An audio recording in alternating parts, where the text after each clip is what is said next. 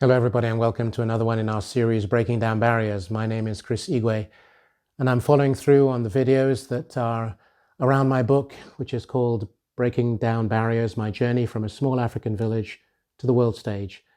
That world stage being whatever you want it to be. I take a chapter, I share a few of my thoughts and insights to help you in your own journey, wherever that happens to be. I'll take a concept, an idea, philosophy, share that with you, give you my thoughts and insights, and invite you to have your own thoughts for yourself. This particular chapter that I'm going to touch on is be open to discovering the world. Be open to discovering the world. And the reason that A, I can say it, and B, I'm qualified to say it, is that I have traveled all over the world. I've been to places that some people may not have heard of. Caracas in Venezuela, to Vilnius in Lithuania, to, yes, we know Lagos, maybe not as familiar to many people, to Casablanca, to many other locations around the world, whether it's east in Shanghai or Brisbane, or west in Los Angeles. We have the opportunity around this world to discover the most amazing places. Places that often our friends, if not our family, only dream of. Maybe, yes, it creates some jealousy, but at the same time, there are those who would rather not travel. And that's why I want to share this with you, because there are those who are in one camp who, as far as they're concerned, what is in their village, what is in their town, their city, what is in their country is absolutely the best. And there's no need and no point traveling anywhere else. And then there are those like me who've had the experience of traveling. Of course, coming from Nigeria, which is my home country, born and raised there, I've traveled from Cameroon to England. From England, so from Nigeria, Cameroon, then to England, moved to Switzerland, moved back to England, up to Scotland, back to England, then to France, lived in Switzerland as well. So my family in France and I was working in Switzerland, then to the Netherlands, and then back to France. So we've had the opportunity as a family to move to all these places. And I can assure you and reassure you that it has given us as a family unit, and with the children, such an incredible opening to the world. You discover cultures, you discover history, you discover new places, you discover food, wine. Why do they do this in a certain way? Why do they do that? My most recent trip, despite the fact that I've traveled so much, I went to Mumbai in India, which I'd never been to before, apart from a quick stopover a long time ago when we were traveling to Malaysia and Singapore, but never discovered the country. Engaging in conversations with my hosts. It was a business trip.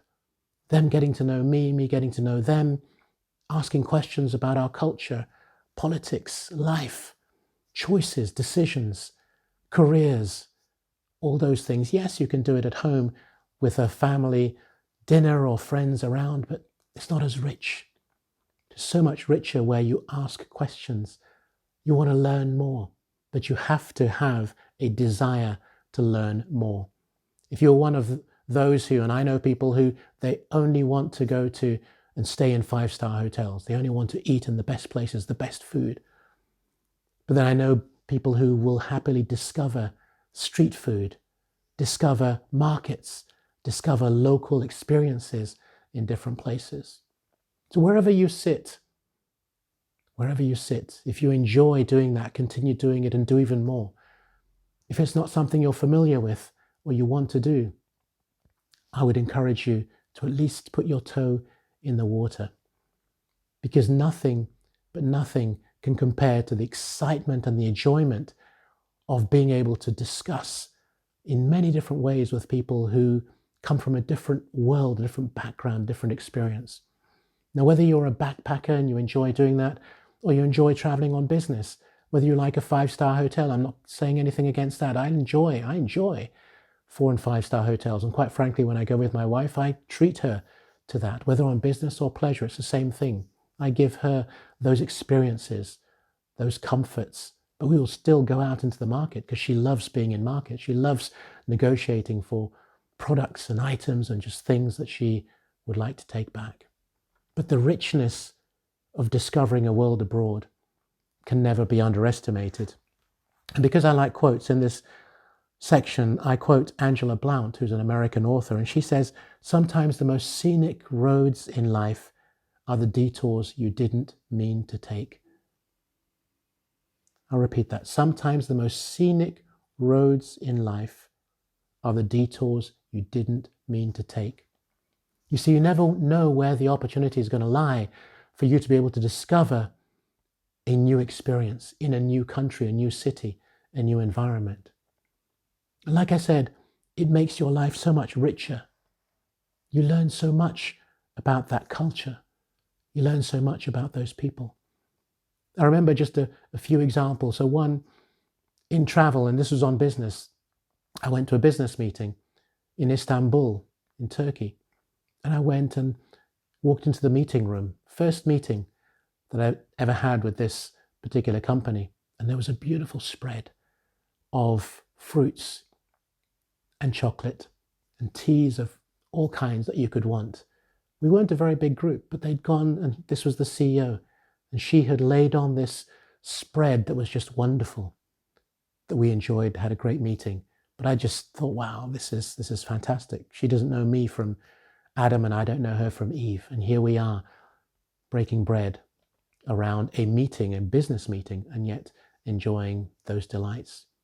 Or another situation, equally in Istanbul, although it's happened in other cultures as well, not that many, but a few, where having been to a particular factory and left the factory, and they gave us some beautiful plates that they didn't manufacture there, but they'd had made for us.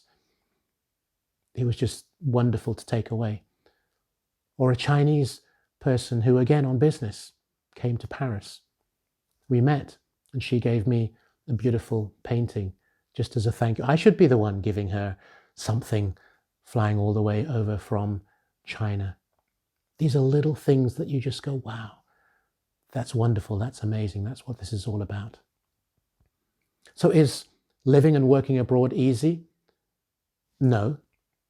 But nothing in life is easy, whether you stay at home in your village, your environment, or you travel to a different location. I know families where one of the children was never happy or not happy in being abroad, and that child was sent home to be in boarding school. That was a choice that was made. Or others where the wife is unhappy being away from mum, her family, her friends, whatever, and that makes it tough in the family environment. So I'm not saying any of this is easy. There are challenges, but the flip side is the rewards and the excitement are so much greater if you'll just look for it. Is it easy to travel and live in these countries? No. In another chapter in the book, I talk about a very difficult situation that we had when we moved from England to France for the first time. And I'd been pushing my company saying, we have to find a way to provide me with an opportunity of working abroad. And to be fair to them, they did, but they'd never moved anybody abroad. It was complex. I wouldn't say a nightmare, although there were moments. We had a 9-month-old baby. Our first trip abroad as a family, not easy. It was very complex to settle in. It was in France. Language, administration, visas, approval systems, and so on. Just knowing which supermarket to go to and where to shop and get what you wanted. None of it is easy.